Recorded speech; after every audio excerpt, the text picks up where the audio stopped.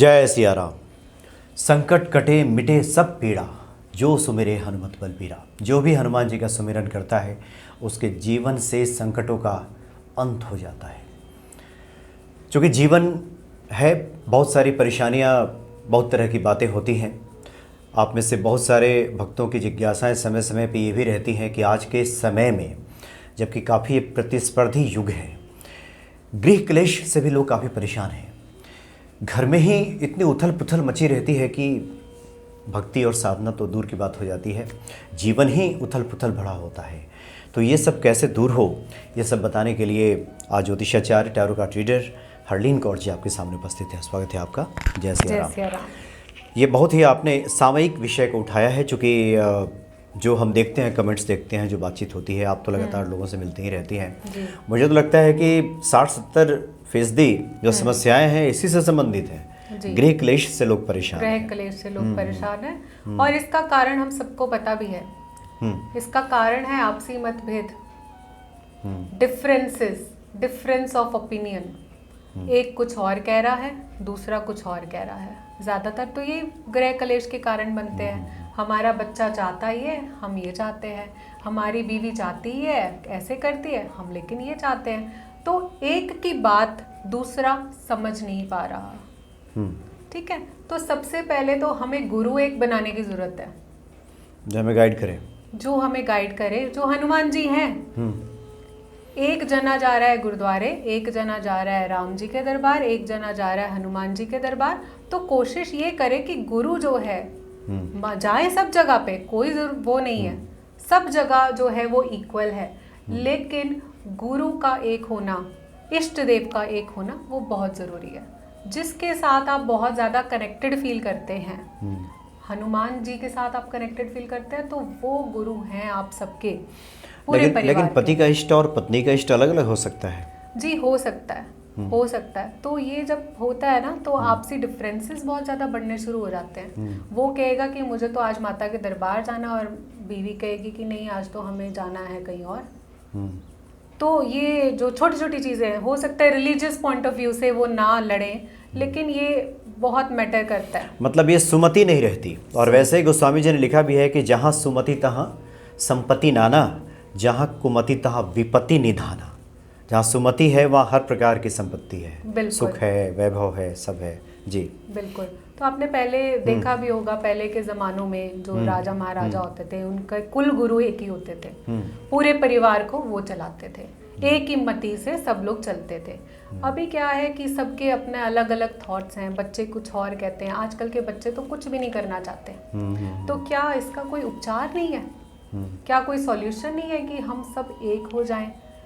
जी बिल्कुल है, उपचार तो बिल्कुल है, इसके साथ उपाय भी हैं। लेकिन सबसे पहले जो काम करने की ज़रूरत है वो खुद के स्वभाव संस्कार पे है। क्योंकि हम देखते हैं ये कि भगवान को रिझाना, चाहे हम वो राम जी को रिझाएं, चाहे वो अल्लाह को रिझाएं, चाहे वो वाहिगुरु को रिझाएं, चाहे वो हनुमान जी को रिझाएं, वो सब बहुत अच्छे से जानते हैं कि हमें परमात्मा को कैसे रिझाना है। अब रिझाने की जो कमी पड़ती है वो सामने वाले के साथ हमें नहीं करना आता।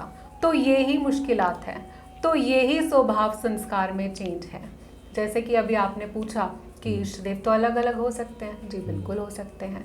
तो अब काम कहाँ पे करना है? चलो इष्ट देव अलग अलग हुए, कोई बात नहीं, लेकिन अब काम किसको करना है? जिसको हनुमान जी ने ये संकेत दिया, जो अब ये वीडियो सुन रहा है, काम उसी को करना है ना? कि अच्छा, मेरे पति का संस्कार थोड़ा क्रोध वाला है, तो मैं इनको कैसे देखूं? मैं इनको राम जी के रूप में देख लेती हूँ, है ना? तो संस्कार स्वभाव पे अपने काम करना है, और ये बहुत इजी नहीं है, ये भी बहुत मुश्किल है। जी हाँ, बिल्कुल, ये बहुत मुश्किल है। तो इसके लिए हम आपको छोटा सा उपाय बता रहे हैं कि जिससे ग्रह क्लेश की नेगेटिविटी जो है वो दूर होगी और आप अपने स्वभाव संस्कार पे काम कर पाएंगे। तो वो उपाय है, आपके घर में जो पोछा लगता है, अच्छा, उसमें आप गौमूत्र जो है वो मिक्स करें। अगर आपको गौमूत्र की जो स्मेल है वो ज़्यादा स्ट्रॉन्ग लगती है, तो आप लाइजॉल के अंदर, जो घर में फिनाइल यूज़ करते हैं, तो वो लाइजॉल या फिनाइल के अंदर गौमूत्र मिला डाइल्यूट दीजिए। करके मिला दीजिए और उसको आप यूज़ कीजिए। तो रेगुलर जब हम इसको यूज़ करते हैं और 27 दिन अगर आपने इसका गौमूत्र का पोछा लगा लिया तो काफ़ी हद तक हमारे घर से जो है नेगेटिविटी निकल जाती है। अच्छा, ये जो नकारात्मक शक्तियाँ हैं उसकी वजह से क्लेश भी होता है। जी, नकारात्मक, क्योंकि नेगेटिव ही तो सोच रहे हैं ना एक दूसरे के बारे में। डिफरेंसेस जब जहाँ पे मतभेद होने शुरू हो गए वो तो नेगेटिव ही साइड पे जाएंगे। और मैं एक चीज़ आपको ये भी बताना चाहूँगी, मैंने ये खुद देखा है कि कई लोग मेरे पास आते हैं, कहते हैं हमने तो कुछ बोला नहीं किसी को, लेकिन सामने वाले ने आके हमें ऐसे बोल दिया। जैसे वाइफ और हस्बैंड की सुबह लड़ाई हुई और हस्बैंड चला गया, और जब हस्बैंड आया घर और वाइफ ने कहा हाँ जी, और हस्बैंड ने बड़ बोलना शुरू कर दिया। अब वाइफ ने कहा मैंने तो कुछ बोला नहीं, लेकिन वो ये भूल गई कि जो मन ही मन सारा दिन जो चल रहा था वो वहां तक पहुंच भी रहा था, वो स्टोर हो रहा था उसमें। और जब आपने हल्का सा पॉइंट हिलाया और उन्होंने वो बर्स्ट हो गए। तो आप क्या सोच विचार कर रहे हैं? तो मैं तो आपको अपनी पर्सनल चीज़ बताऊंगी कि जब भी मेरे लाइफ में कोई ऐसा व्यक्ति आया कि जिसकी वजह से मेरे अंदर थोड़े से भाव नेगेटिव उत्पन्न हुए, तो मैंने क्या किया, उनकी डीपी की जगह राम जी की डीपी लगा ली। या मैंने उनकी जगह कृष्ण जी की डीपी लगा ली। या अगर वो कोई औरत हैं तो मैंने सीता माँ की डीपी लगा ली। तो मैंने उनको उस रूप में देखना शुरू कर दिया। तो मेरे अंदर जो भाव थे वो चेंज हो गए। मेरे भाव चेंज होने से सामने वाला भी चेंज हुआ। तो ये छोटे छोटे स्टेप्स हैं जो हमें अपनी लाइफ में लाने पड़ेंगे, ताकि हम जो कलेश का माहौल, देखो किसी को भी नहीं पसंद है, तो आगे जो हमारे बच्चे हैं वही अगर कलेश का माहौल देखेंगे। यानी आप ये कह रहे हैं कि जिसके प्रति मन में थोड़ा निगेटिविटी या दुश्मनी का भाव दिखे तो आप ईश्वर की वहाँ तस्वीर लगा देती हैं, डीपी बदल देती हैं वहाँ। बिल्कुल। और वैसे भी सीए राम में सब जग जानी, सारे प्राणियों में सीता और राम ही तो हैं, ये अगर भाव आ जाए तो फिर सब ठीक ही हो जाता है। बिल्कुल जी। तो उसके साथ साथ आप अपने घर में रॉक सॉल्ट जरूर रखें, जिसको हम सेंधा नमक बोलते हैं। अच्छा। सेंधा नमक पत्थर के फॉर्म में, हाँ, एक ऊंचा सा होता है पत्थर। वो हाँ जी। तो आप सेंधा नमक अगर रखते हैं तो भी आपके घर से नेगेटिविटी वो कहाँ पे रखेंगे उसको? आप उसको मेन एंट्रेंस पे भी रख सकते हैं। उसके नीचे कांच की प्लेट या कांच का बाउल रखना ज़रूरी है, क्योंकि जैसे जैसे वो नेगेटिविटी को एब्जॉर्ब करता है तो उसके अंदर से पानी निकलना शुरू हो जाता है। तो वो पानी को जो है आपको फेंकना पड़ेगा। तो एक आप ये उपाय करें, दूसरा 27 दिन का पोछा लगाएं।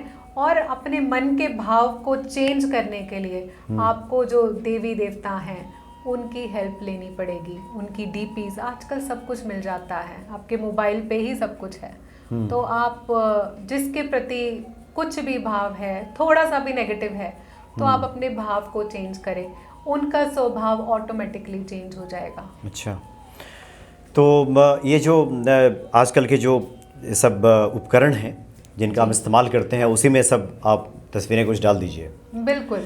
व्हाट्सएप डीपी तो शायद कोई दूसरा नहीं बदल पाएगा, नहीं बदल लेकिन पाएगा। कॉलिंग में आप लगा सकते हैं। कॉलिंग में आप लगा सकते हैं। आप कॉलिंग में लगा सकते हैं। जब कॉल आए या आप उनको कॉल करें तो आपके सामने स्क्रीन पे वो वाली जाएगी, लगेगा भगवान कृष्ण का कॉल आ रहा है। बिल्कुल जी। अच्छा जी। तो ये आपके भीतर के भाव बदलेंगे। नहीं, ये तो बहुत ही आवश्यक है। और ये भाव भी तभी आता है व्यक्ति के भीतर, जो हनुमान जी जब कृपा करते हैं, कुमति निवार सुमति के संग। ये कुमति मन की तभी हटती है, तभी तो व्यक्ति, नहीं तो वो डीपी भी नहीं लगाएगा, उसमें तस्वीर नहीं देगा। हम सिर्फ एक ही थॉट लेके आए, एक ही विचार लेके आए, हम हनुमान जी के फेवरेट हैं, हमें उनका फेवरेट बनना है, हम उनको बहुत प्रिय हैं। तो जो हनुमान जी को प्रिय हैं वो अपने ऊपर तो काम करेंगे ना, वो दूसरों की गलतियां नहीं देखेंगे। अच्छा, आपने तो ये तो सामूहिक तौर पे बता दिया जो सबके काम की बात है। कई बार होता है कि व्यक्ति विशेष पे अलग अलग चीज़ें काम करती हैं। बहुत सारे ऐसे कमेंट्स हैं, शायद आपका भी ध्यान गया हो।